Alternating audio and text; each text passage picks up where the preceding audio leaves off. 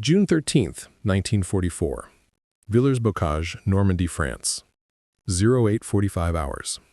SS Obersturmführer Michael Whitman stood in the commander's cupola of his Tiger I heavy tank, watching through binoculars as a column of American M4 Sherman tanks approached through the morning mist. He turned to his gunner with an expression mixing contempt and pity. "Look at these tin cans the Americans send against us. 30 tons against our 57.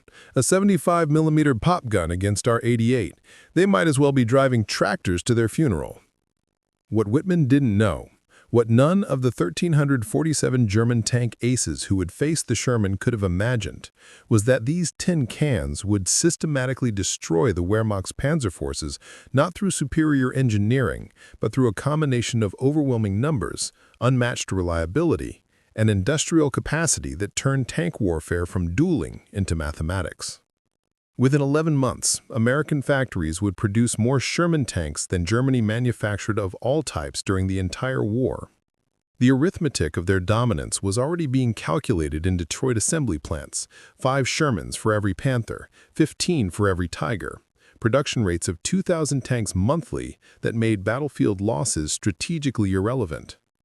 Before we jump back in, tell us where you're tuning in from, and if this story touches you, make sure you're subscribed, because tomorrow I've saved something extra special for you. The transformation began that June morning when American pragmatism confronted German perfectionism, and the sides with more tanks in running condition proved that operational availability mattered more than technical superiority. The M4 Sherman medium tank that rolled off American assembly lines in 1944 was, by any objective engineering standard, inferior to its German counterparts. The specifications told a brutal story of inadequacy that would haunt American tank crews throughout the European campaign. The standard Sherman weighed 30 tons and mounted a 75mm M3 gun with a muzzle velocity of 2,030 feet per second. Its frontal armor measured 51mm at maximum, sloped at 56 degrees.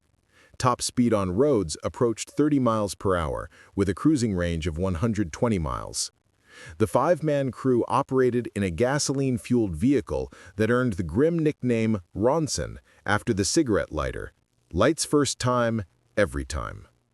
Against this, Germany fielded the Panzer V Panther, weighing 45 tons with a 75mm KWK-42 gun, achieving 3,068 feet per second muzzle velocity. Frontal armor reached 80mm, sloped at 55 degrees. The Tiger I displaced 57 tons and mounted the legendary 88mm KWK-36 L56 gun with 2,657 feet per second velocity. Its frontal armor measured 100mm, nearly vertical. Preparing and narrating this story took us a lot of time, so if you are enjoying it, like this video, it means a lot to us. Now back to the story. The ballistic mathematics were unforgiving. A Sherman's 75mm gun could penetrate a Tiger's frontal armor at approximately 100 yards under ideal conditions. The Tiger's 88mm could penetrate a Sherman's frontal armor at 2,000 yards. The Panther's gun could destroy Sherman's frontally at ranges exceeding 1,500 yards while remaining invulnerable to Sherman fire at any practical combat range. Lieutenant Colonel Wilson, commanding a Sherman battalion with the 2nd Armored Division, wrote candidly in his July 1944 report, "We are outgunned, out-armored, and outmatched in individual tank performance.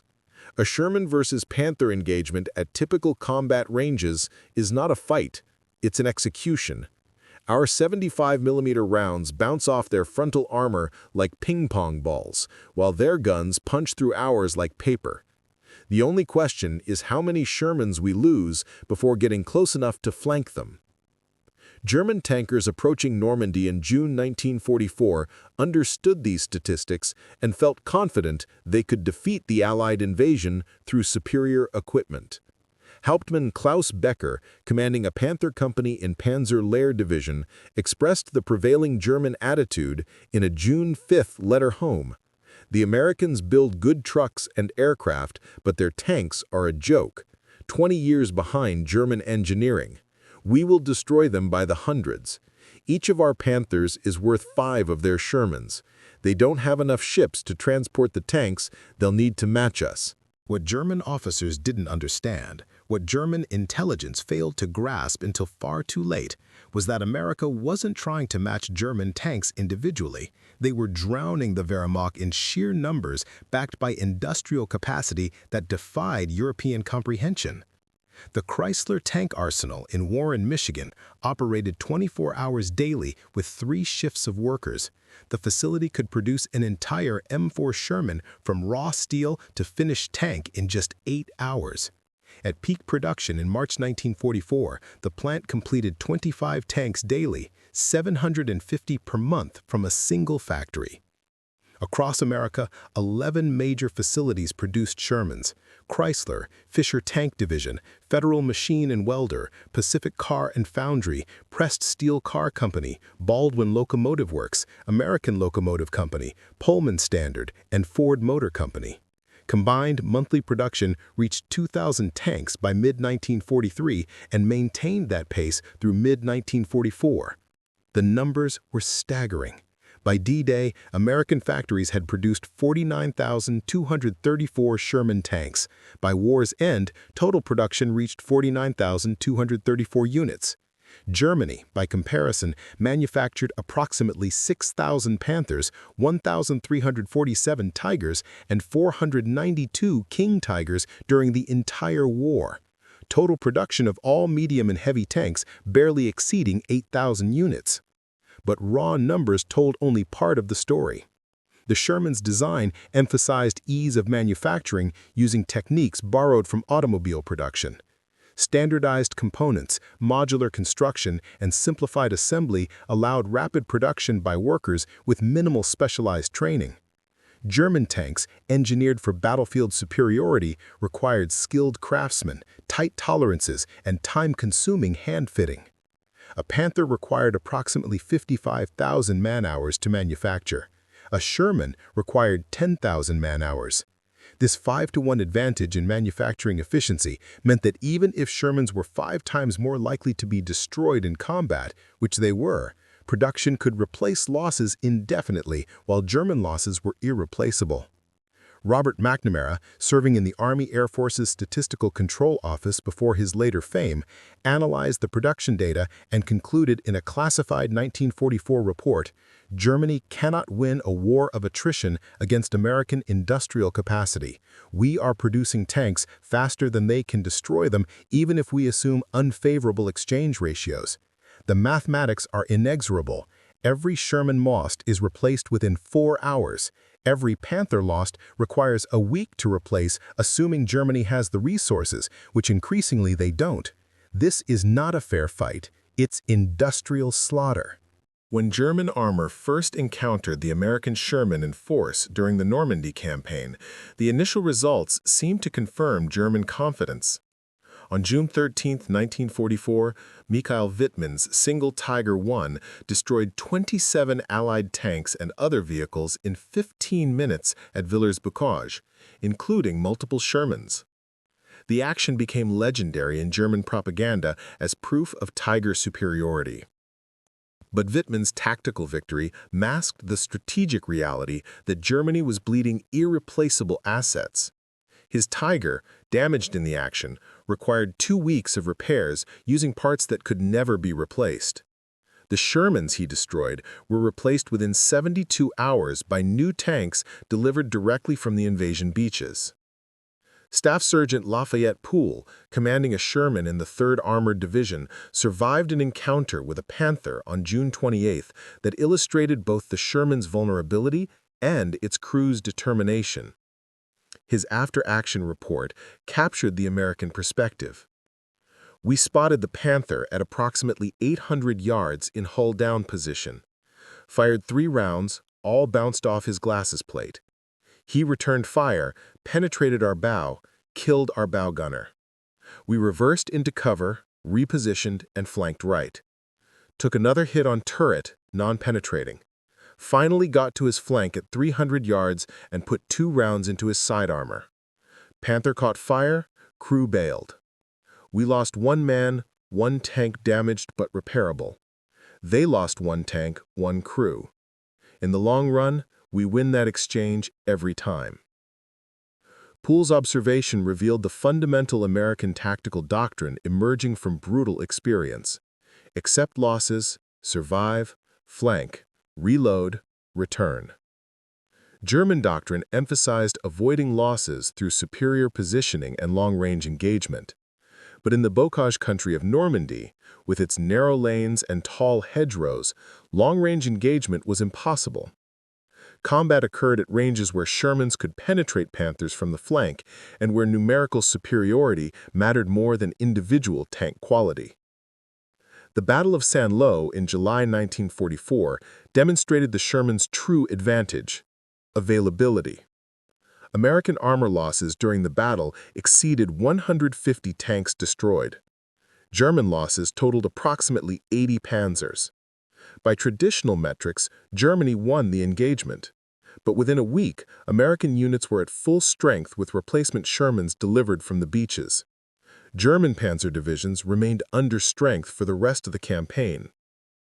Oberst Rudolf von Ribbentrop, commanding a Panther battalion, wrote despairingly in his August 1944 combat diary, "We destroy 3 of their tanks for every one we lose, yet their numbers never diminish.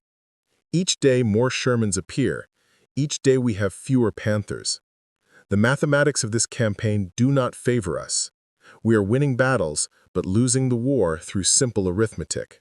Beyond production numbers, the Sherman possessed an advantage that proved decisive: mechanical reliability. While German tanks were engineering marvels on paper, they were maintenance nightmares in practice. The Sherman, built with automotive industry precision, simply worked. German tanks utilized complex systems that delivered superior performance but required constant maintenance by skilled mechanics using specialized tools. The Panther's Maybach HL-230 engine, producing 700 horsepower, was a masterpiece of engineering.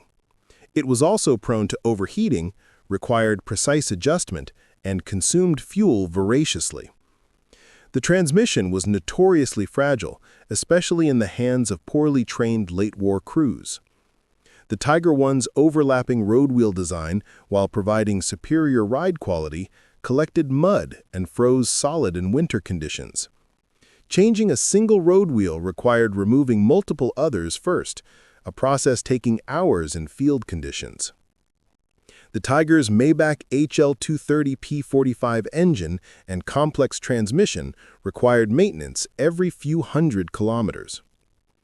The Sherman's Continental R975 radial engine, or 4GAA V8, derived from proven aircraft and automotive designs, ran reliably with minimal maintenance. Automotive-style suspension was easily serviced using common tools. Tracks were standardized and quickly replaced. The transmission, while not as sophisticated as German designs, rarely failed and could be repaired by crew members with basic mechanical knowledge. The operational statistics revealed the impact. By August 1944, German intelligence estimated that only 40% of Panthers and 35% of Tigers were operational at any given time. Mechanical failures, lack of spare parts, and insufficient repair facilities meant most German tanks were in workshops rather than combat. American armored divisions routinely reported 85 to 90% operational readiness. Captain James Bates, a maintenance officer with the 4th Armored Division, explained the difference. "A Sherman throws a track, we have it running again in 2 hours. A Panther throws a track, it's down for 2 days, assuming they have replacement tracks. Our boys can do most repairs in the field with standard tools. German mechanics need specialized equipment they don't have. Their tanks are better when they work. Ours work all the time. In sustained operations, working beats better." German tankers discovered that superior battlefield performance meant nothing when fuel tanks ran empty and ammunition racks were dry. The Sherman operated within an American logistics system that was itself a weapon more devastating than any gun. Each Sherman carried 175 gallons of gasoline and consumed approximately 1.5 gallons per mile cross-country. Cruising range was 120 miles, but operational range, considering combat consumption, was closer to 80 miles. American logistics planners ensured fuel dumps were established within 50 miles of frontline units with constant resupply by truck convoy. The famous Red Ball Express, operating from August through November 1944, moved 412,193 tons of supplies, much of it fuel and ammunition, using 5,958 vehicles traveling 24 hours daily. Fuel consumption by Allied forces exceeded 800,000 gallons daily by September 1944. The infrastructure to deliver this fuel, tanker ships, port facilities, pipelines, truck convoys, and fuel dumps, represented industrial capacity that Germany couldn't approach. German tanks, more fuel-hungry and operating with increasingly disrupted logistics, frequently ran dry. The Panther consumed 1.6 gallons per mile. The Tiger I burned through 2 gallons per mile. Their longer range on paper was irrelevant when fuel trucks couldn't reach frontline units because Allied aircraft destroyed them or because fuel production couldn't meet demand. By September 1944, German panzer divisions were conducting operations based on fuel availability rather than tactical necessity. Oberst Gerhard Tieb, operations officer for 2nd Panzer Division, noted in his memoir, "We received orders to counterattack, but had fuel for only 20 kilometers of movement. We advanced, engaged the Americans, destroyed several tanks, then ran dry and had to abandon our panzers. The Americans towed their damaged tanks back to repair depots. We left ours for them to capture because we had no fuel to retrieve them." This was the nature of warfare by late 1944. American abundance versus German scarcity. By mid-1944, the Sherman's greatest advantage was neither its numbers nor its reliability, but the quality of its crews. American tankers received extensive training that German tankers, increasingly rushed to the front, could only dream of. The U.S. Armored Force School at Fort Knox, Kentucky, produced tank commanders through a 17-week program covering gunnery, tactics, maintenance, and leadership. Gunners trained on ranges with thousands of practice rounds, achieving proficiency before seeing combat. Drivers accumulated hundreds of hours operating their vehicles over varied terrain. By contrast, German panzer training collapsed as the war progressed. Early war German tankers received excellent training, but by 1944, replacement crews arrived at frontline units with as little as 4 weeks training and minimal gunnery practice. Ammunition shortages meant some crews fired fewer than 10 practice rounds before combat. The quality difference showed in first-shot hit rates. American Sherman gunners achieved approximately 80% first-round hits at 500 yards under combat conditions. German tank gunners in late 1944 achieved roughly 60% at similar ranges. Their superior optics in guns couldn't compensate for inadequate training. More importantly, American crews understood combined arms warfare in ways German crews didn't. Sherman tankers trained extensively with infantry, learning to support foot soldiers and receive protection in return. They understood coordination with artillery, calling for fires to suppress anti-tank guns. They mastered air-ground communication, directing fighter bombers against threats.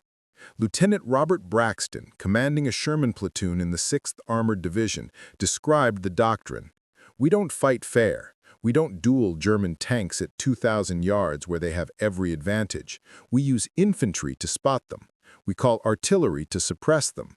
We vector in fighter bombers to destroy them. Then we advance and occupy the ground. The tank is one piece of a system. Germans think in terms of tank versus tank. We think in terms of combined arms versus isolated enemy." The August 1944 Battle of the Falaise Pocket demonstrated Sherman doctrine at its devastating peak. German forces retreating from Normandy became trapped in a pocket roughly 20 miles across, with American forces closing from the south and British and Canadian forces from the north. The Germans committed virtually every remaining Panther and Tiger in Normandy, attempting to hold open escape routes. On paper, their armor superiority should have allowed them to defeat the encircling forces. In practice, the mathematics of overwhelming firepower crushed them. American forces brought not just Shermans, but the full weight of combined arms warfare. Artillery regiments pounded German positions with 155mm and 8-inch guns. Fighter bombers orbited constantly, destroying any vehicle that moved. Tank destroyer battalions with 76mm and 90mm guns engaged German armor from prepared positions. Infantry with bazookas infiltrated between German strongpoints. The Shermans advanced not as lone hunters, but as part of overwhelming force. When a Panther appeared, it faced not one Sherman, but 5, plus artillery fire, airstrikes, and flanking infantry. The German advantages of superior optics and longer-range guns were neutralized by being outnumbered, outmaneuvered, and overwhelmed with firepower from multiple directions. The pocket closed on August 21st. German losses included approximately 344 tanks and assault guns destroyed or abandoned. American tank losses were comparable, roughly 300 Shermans destroyed. But by August 25th, American armored units were at full strength with replacement vehicles. German panzer divisions ceased to exist as effective fighting forces. General Major Heinz Eberbach, captured at Falaise, stated during interrogation, "We destroyed more of their tanks than they destroyed of ours. In any previous war, this would constitute victory. But they didn't care. For every tank we destroyed, 2 more appeared. Our tanks, once lost, were gone forever." This is not warfare as we understood it. This is industrial production versus military art. The factory is beating the battlefield. As Allied forces pursued the Germans across France in August and September 1944, the Shermans' operational advantages became even more apparent. The rapid advance stretched supply lines and tested mechanical reliability, areas where the Sherman excelled. General George Patton's Third Army advanced over 600 miles in August 1944, moving faster than any army in military history. This was possible only because Shermans could sustain high operational tempos without mechanical breakdowns. German vehicles, more sophisticated but less reliable, couldn't have matched this pace even with adequate fuel. The advance demonstrated another Sherman advantage: adaptability. As Allied forces encountered varied terrain, from Normandy's bocage to Lorraine's rolling hills to the Vosges Mountains forests, the Sherman performed adequately everywhere. It wasn't exceptional in any specific terrain, but it was competent in all conditions. German tanks optimized for specific conditions struggled outside their design parameters. Panthers excelled in open terrain, allowing long-range gunnery, but were vulnerable in close terrain where Shermans could flank. Tigers dominated in defensive positions, but were too slow and fuel-hungry for pursuit operations. German doctrine assumed static defensive warfare. American doctrine assumed mobile offensive operations. By September 1944, the operational tempo overwhelmed German units regardless of equipment quality. American armored divisions advancing 20 to 30 miles daily couldn't be countered by German forces that might move 5 miles on available fuel before stopping to wait for resupply that often never came. Staff Sergeant Lafayette Poole, mentioned earlier, survived through September 1944 and achieved a remarkable record: 258 enemy vehicles destroyed, including 12 tanks. His success illustrated not Sherman superiority, but American tactical doctrine: aggressive action, combined arms integration, and constant offensive pressure that gave enemies no time to prepare positions or organize defenses. Poole's luck ran out on September 19th when his Sherman hit a mine and he was severely wounded. But his replacement took command of a new Sherman within 48 hours, and the company continued operations without pause. This was the American way. Individual losses were tragic, but operationally irrelevant, because the system replaced men and machines faster than combat consumed them. German tank development accelerated desperately in late 1944. producing even heavier vehicles attempting to counter American numerical superiority through individual superiority.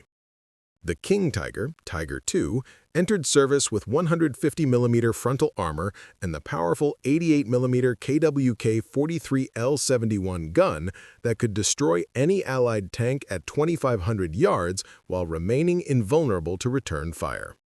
But these super heavy tanks only made the fundamental problem worse. The King Tiger weighed 70 tons and consumed 3 gallons per mile. Production required even more specialized manufacturing and skilled labor. Total production reached just 492 units, strategically irrelevant numbers. American intelligence analyzed captured King Tigers and concluded they were symptoms of German strategic bankruptcy. A November 1944 assessment noted, "The enemy is producing tanks that are mechanically unreliable, logistically unsustainable, and manufactured in numbers too small to affect campaign outcomes. They are doubling down on the strategy that is losing them the war, technical perfection over operational availability. We need only continue doing what we're doing." The Sherman itself evolved in response to battlefield experience. The 76mm gun M1A1, introduced in summer 1944, could penetrate Panther frontal armor at reasonable combat ranges. The British 17-pounder gun installed in the Sherman Firefly could engage even Tigers frontally. While these upgraded Shermans never achieved German gun performance, they were adequate for tactical needs. More importantly, the upgrades were accomplished without disrupting production or field maintenance. The 76mm Sherman used the same chassis, engine, and running gear as the 75mm version. Crews trained on one could operate the other. Maintenance was identical. This was design philosophy fundamentally different from German approach. Good enough, mass-produced, and logistically sustainable beat perfect, limited production, and logistically impossible. December 16, 1944. The Ardennes forest erupted with German artillery as Hitler launched his final desperate gamble to split Allied armies and recapture Antwerp. The offensive committed Germany's last strategic reserve, 1,400 tanks, including 500 Panthers, 150 Tigers and King Tigers, plus hundreds of older models and assault guns. Against this, American forces in the Ardennes initially fielded approximately 400 tanks, though reinforcements would arrive rapidly. On paper, the German numerical disadvantage was only 3.5 to 1, the best ratio they had faced since D-Day. German planners assumed this, combined with surprise, weather-grounding aircraft, and superior individual tank performance, would allow breakthrough. They were catastrophically wrong. The offensive's first days showed both German tactical sophistication and strategic blindness. Kampfgruppe Piper, spearheading the advance with King Tigers and Panthers, smashed through American positions at Losheim Dap. Over 3 days, Piper's force destroyed dozens of Shermans, scattered 2 American divisions, and advanced 50 miles, the deepest German penetration. But Piper's success contained the seeds of German failure. His advance consumed fuel at rates that German logistics couldn't sustain. By December 19th, Piper's tanks sat immobile near Le Glaise, having captured an American fuel dump only to discover it contained diesel fuel useless for gasoline-burning German tanks. The most powerful armored force in the offensive was neutralized not by American guns, but by empty fuel tanks. Lieutenant Colonel Hal McCown, captured by Piper and later escaped, described the German predicament. Piper's tanks were magnificent machines operated by skilled crews, but they sat motionless because fuel trucks couldn't reach them. Meanwhile, American Shermans that had been knocked out on December 16th were repaired and back in action by December 20th. Their destroyed tanks were replaced by new ones arriving from Antwerp. The Germans won the tactical battle, but were losing the logistical war that actually mattered. As Allied forces prepared to cross the Rhine in early 1945, the Sherman faced its ultimate test: opposed river crossings and urban warfare in German industrial cities. These scenarios should have favored defenders with heavy tanks in prepared positions. Instead, they demonstrated how American combined arms doctrine and overwhelming resources made German advantages irrelevant. The Remagen Bridge capture on March 7, 1945, illustrated American operational advantage.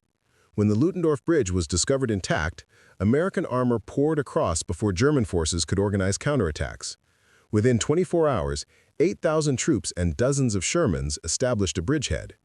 German counterattacks with King Tigers and Panthers were defeated not by Sherman guns, but by artillery, airstrikes, and concentrated anti-tank fire. Hauptmann Werner Bohm, commanding a King Tiger company ordered to destroy the bridgehead, recorded the futility. "We approached Remagen with 7 King Tigers, the most powerful tanks in the world. American artillery spotted us at 3,000 meters and commenced firing. Fighter bombers attacked continuously. When we finally reached assault positions, we faced not just Shermans but tank destroyers, towed anti-tank guns, bazookas, and artillery firing directly at us. We destroyed perhaps a dozen enemy vehicles before losing 5 King Tigers. We retreated not because their tanks beat ours, but because we couldn't survive in the killing zone they created with combined arms."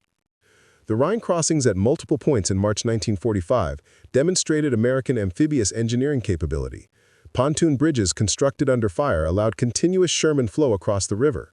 By March 25, 5 Allied armies were across the Rhine with over 2,000 tanks. German forces west of the Rhine ceased to exist as organized formations. Urban fighting in the Ruhr industrial region should have favored German defenders. Buildings and rubble channeled attacks into prepared kill zones, where Tigers and Panthers could dominate. But American forces adapted tactics specifically for urban armor warfare. Sherman companies operating in cities like Cologne and Essen worked in close coordination with infantry. Tanks never advanced alone or without reconnaissance. Infantry cleared buildings ahead of armor. Engineers demolished obstacles. Artillery and airstrikes suppressed defensive positions before assault. When German tanks appeared, American forces avoided direct engagement, instead calling overwhelming firepower to destroy them. The Battle for Cologne in March 1945 showed urban tactics at their most refined. The 3rd Armored Division fought through the city with approximately 150 Shermans against German forces, including several Panthers and assault guns. American tactics were methodical. Artillery and airstrikes shattered defensive positions. Infantry cleared buildings room by room. Tanks provided mobile firepower support and psychological pressure. Staff Sergeant Robert Early, commanding a Sherman in Cologne, described the approach. "We didn't hunt their tanks, we hunted their infantry and anti-tank guns. Once those were eliminated, their tanks were isolated and could be dealt with by tank destroyers or airstrikes. Urban fighting is about controlling terrain and eliminating enemy infantry, not tank duels. Our Shermans were perfect for that mission. Mobile, reliable, intimidating to enemy infantry, and effective against buildings and fortifications." April 1945.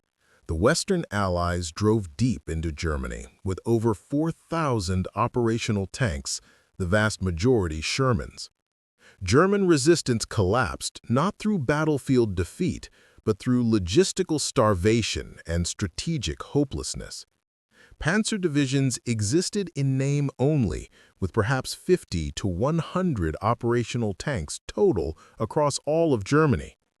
The rapid advance demonstrated the Sherman's ultimate vindication.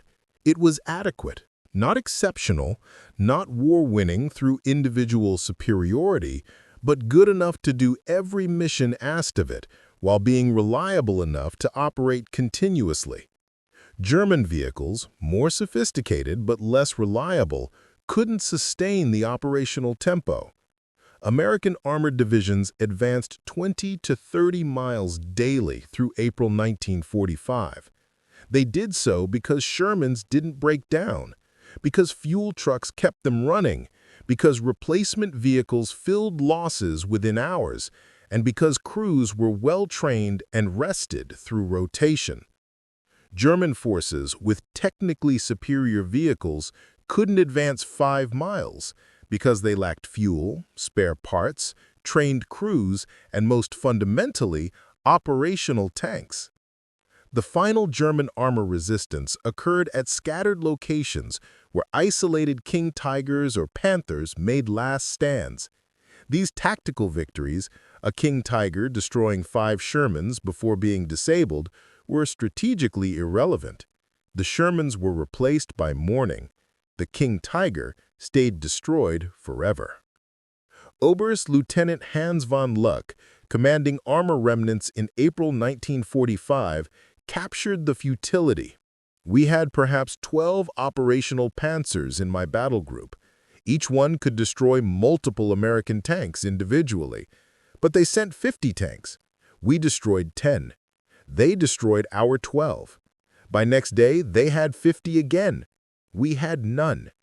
This is how the war ended, not with glorious last stands, but with mathematics proving that adequate numbers beat superior quality when numbers approach infinity and quality cannot be replaced. Post-war analysis sparked decades of debate. Should America have built better tanks? The question misses the fundamental insight that Sherman design represented deliberate choices favoring operational availability over individual performance. The T-26 M26 Pershing heavy tank, mounting a 90mm gun and heavier armor, entered service in February 1945. Only 20 reached Europe before war's end. The Pershing was arguably superior to Panthers and comparable to Tigers, but production rates were 1/10 that of Sherman's. Mechanical reliability was inferior and logistical requirements were greater. Had America built Pershings instead of Shermans from 1942 onward, they would have fielded perhaps 5,000 heavy tanks by war's end versus 50,000 Shermans. The exchange would have been strategically catastrophic. British and Soviet armor doctrine made similar calculations. Britain's Churchill tank was slow and undergunned, but mechanically reliable and easily maintained. Soviet T-34s were crude by German standards, but produced by the tens of thousands. All Allied powers recognized that industrial warfare demanded quantity plus adequate quality, not perfect quality in inadequate numbers. German post-war analysis acknowledged this. General Oberst Heinz Guderian, writing in 1951, admitted, "Our tank development philosophy prioritized individual vehicle superiority. This was appropriate for the limited wars of 1939 to 1941, where campaign duration was measured in months and losses could be replaced. For the attritional industrial warfare of 1943 to 1945, our approach was suicidal. We should have produced 40,000 Panzer IVs instead of Panthers and Tigers, but by the time we understood this, we lacked resources to implement it. The Americans understood from the beginning what we learned too late." Behind strategic analysis were individual men whose lives depended on Sherman adequacy versus German superiority. American tankers understood their vehicles' limitations and developed coping mechanisms, combining tactics, mutual support, and grim humor. Technical Sergeant Lafayette Poole, mentioned earlier, survived being wounded in September 1944 and returned to combat in November commanding a new Sherman. His memoir, published in 1948, addressed the Sherman's reputation candidly. Everyone knew the Sherman was outgunned and under-armored compared to German tanks. We joked about being Ronson lighters and said Sherman stood for sure he's a ready man. But gallows humor aside, we trusted our tanks. They started every morning. They never left us stranded with mechanical failures. When one got hit, we knew recovery vehicles would retrieve it and repair depots would fix it or replace it. The Germans had better tanks individually, but worse tank systems. I'd rather fight in an adequate tank that's always running than a superior tank that's in the shop. German tankers, experiencing the inverse situation, expressed frustrated admiration for American logistics. Lieutenant Klaus Weber, captured in January 1945, provided insights during interrogation. American tankers are not particularly skillful compared to German crews, but they're well-trained, well-rested, and most importantly, always have operational tanks. We might destroy 3 Shermans in a morning engagement. By afternoon, 3 more appear. The crews are fresh. The tanks are fueled and armed. Meanwhile, we've been fighting continuously for weeks. Our vehicles need maintenance we can't perform, and fuel arrives irregularly, if at all. Individual battles don't matter when the enemy has inexhaustible resources. One Sherman advantage rarely discussed in tank versus tank comparisons was integration with air power. American doctrine emphasized air-ground coordination that multiplied ground forces' effectiveness. German tanks, superior individually, were highly vulnerable to aircraft. The P-47 Thunderbolt fighter bomber, armed with rockets and bombs, became German tankers' nightmare. American ground forces carried radio equipment allowing direct communication with orbiting aircraft. When tanks encountered strong resistance, they could vector fighter bombers onto targets within minutes. The Battle of Aricourt in September 1944 demonstrated this integration's devastating power. The 4th Armored Division, with approximately 120 Shermans, faced German counterattack by 5th Panzer Army with over 200 Panthers and other tanks. Traditional analysis suggested German numerical and qualitative superiority should have overwhelmed American forces. Instead, American tanks fought defensively while calling in massive airstrikes. P-47s destroyed German tanks by the dozen. When German forces attempted to concentrate for assault, artillery scattered them.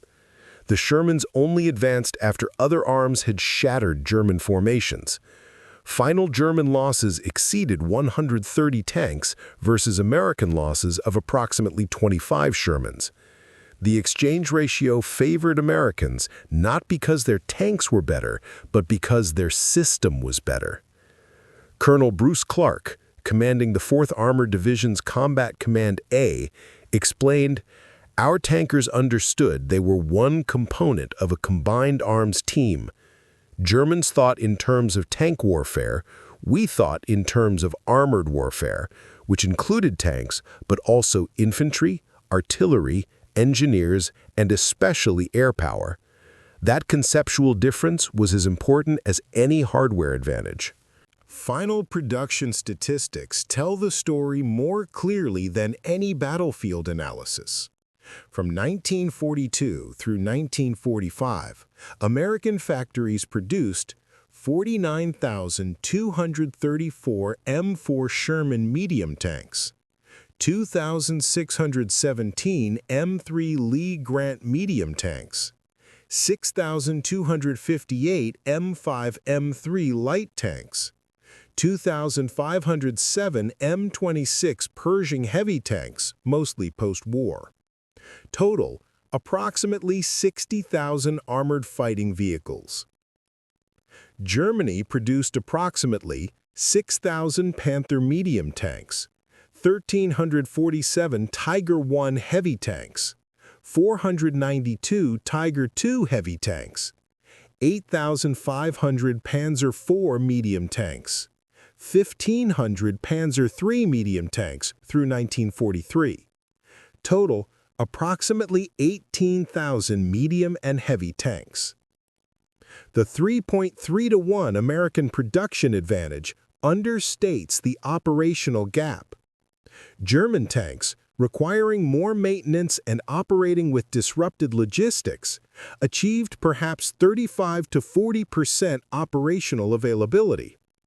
American tanks achieved 85 to 90% availability. The operational ratio was closer to 7 to 1. More critically, American production could replace losses indefinitely.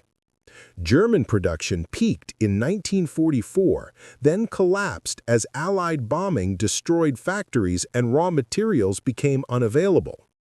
By March 1945, German tank production was approximately 100 units monthly, less than American factories produced daily. Robert McNamara's statistical analysis concluded, Germany lost the tank war in 1942 when production decisions were made. By the time German engineers designed the Panther and Tiger, the war's outcome was determined by production capacity differential. Individual tank quality became irrelevant when one side could field 10 times more operational vehicles. This is the fundamental lesson of industrial warfare. Adequate quantity defeats superior quality when quantity disparity becomes extreme. Behind production statistics and battlefield analysis were human costs. American tank crews suffered approximately 15,000 killed and 25,000 wounded in the European theater. Casualty rates significantly lower than infantry, but representing real human suffering. The Sherman's nickname, Ronson, reflected grim reality. Gasoline engines and ammunition storage made the tank prone to catastrophic fires when penetrated. Approximately 60 to 70% of disabled Shermans caught fire. Crew survivability depended on rapid egress, difficult when hatches were damaged or crew members wounded. Yet American tankers' survival rates exceeded German crews by significant margins. American doctrine emphasized crew protection. When tanks were disabled, recovery vehicles retrieved them rapidly, providing protection for survivors. Medical treatment was immediate and sophisticated. Captured crews received humane treatment. German tankers experienced higher mortality despite superior vehicle protection. When German tanks were disabled, crews often had to abandon them in American-controlled territory. Recovery was impossible due to fuel shortages and American air superiority. Captured German tankers faced uncertain fates. Wounded crews received inferior medical care as German medical capacity collapsed. The human calculus favored American tankers not because their tanks protected them better, but because their system protected them better. Superior logistics, medical care, recovery operations, and prisoner treatment made service in a Sherman statistically safer than service in a Tiger, despite inferior armor. May 8, 1945. Germany surrendered unconditionally. American armored forces occupied German territory with over 5,000 operational Shermans. German panzer forces no longer existed. Perhaps 200 tanks total remained in various states of disrepair across all of Germany, none operational. The Sherman had won not through superior engineering, but through superior strategy. The recognition that modern industrial warfare demanded operational availability over individual excellence. Every design choice reflected this priority: automotive components for reliability, standardized parts for easy repair, simplified production for quantity, adequate protection and firepower for mission accomplishment. German engineers had designed exquisite machines optimized for individual battlefield performance. American engineers had designed adequate machines optimized for sustained operational availability. In industrial warfare's test, adequate and available defeated excellent and scarce. At the Patton Museum of Cavalry and Armor at Fort Knox, a Sherman sits beside a captured King Tiger. The placard quotes General Dwight Eisenhower's 1946 assessment. The Sherman was not the finest tank of World War II by technical standards. That distinction belongs to German heavy tanks or perhaps the Soviet IS-2. But the Sherman was the finest tank for winning World War II because it combined acceptable performance with unmatched reliability, producibility, and sustainability. Wars are won not by perfect weapons, but by adequate weapons available in overwhelming numbers. The Sherman proved that American industrial genius, producing vast quantities of reliable, maintainable equipment, was more decisive than German engineering genius, producing limited quantities of sophisticated equipment. The Sherman didn't need to be better than the Tiger. It just needed to be good enough, and there needed to be 50 of them for every Tiger. America achieved both requirements.